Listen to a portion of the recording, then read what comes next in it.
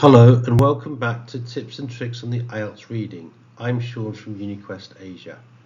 We have completed the skimming or mapping of the text and the analysing of keywords. Through this we have looked at word association to help us get a better idea of what to look for in the answers. Today we are going to scan and find the answers. So here we have the questions. Question 1, we can see what is the subject of the passage as a whole. Now when we did the skimming, we mapped out the text, so we should have a clear idea of where the information is with respect to the paragraphs. In this instance, we can see that the paragraph as a whole is highlighted by the title, The Hidden History, the Beatles' Secret Cycle of Life. Moving on to question 2, which paragraph contains information about the larvae. And here we can see the larvae is clearly stated in the third paragraph, so that's the answer. Which paragraph contains information about the adult beetles? Again, because we've mapped, we have a clear idea of where it is, and as you can see at the start of paragraph 2, we're introduced to the adult beetles. And finally, where the beetles live. So again, we've mapped and skimmed the text, so we can see that this is the first paragraph. We can see this by looking at but in natural habitats, so that tells us where they live. Moving on, we've got questions 5 through to 10. This is an information fill, and note we have a maximum of 3 words to do this. As you can see, I've highlighted the keyword often here to help us find the answers 5 and 6.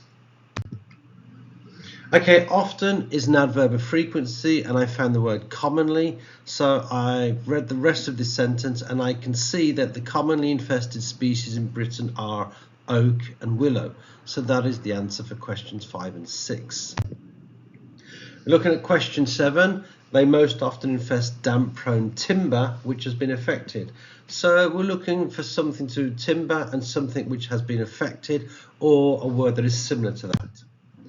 So here we can see deathwatch beetles attack wood that has been decayed by fungi, so it is the damp-prone parts of timbers. So we found timbers, and we found that the actual answer is decayed by fungi.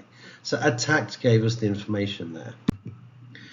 Moving on to the next question, adults do not feed. So the use of adults tells me we've now moved to paragraph 2, and they survive on something. So I need to find information about feeding and surviving. So adults depend on stored reserves. They do not feed. So here I can see clearly the answer has to be stored reserves. Moving on. Question number 9. Okay. The larvae, on the other hand, live for up to. Now I can see we've got larvae. So that tells me we've moved to paragraph 3, and they live up to. So that has to be a number because we're talking about lifespan. So we're looking for a maximum range in terms of numbers. So here we can see they then take between 2 and 10 years. Bearing in mind we can only answer in 3 words, so I will take the answer to be 10 years because that is the maximum range.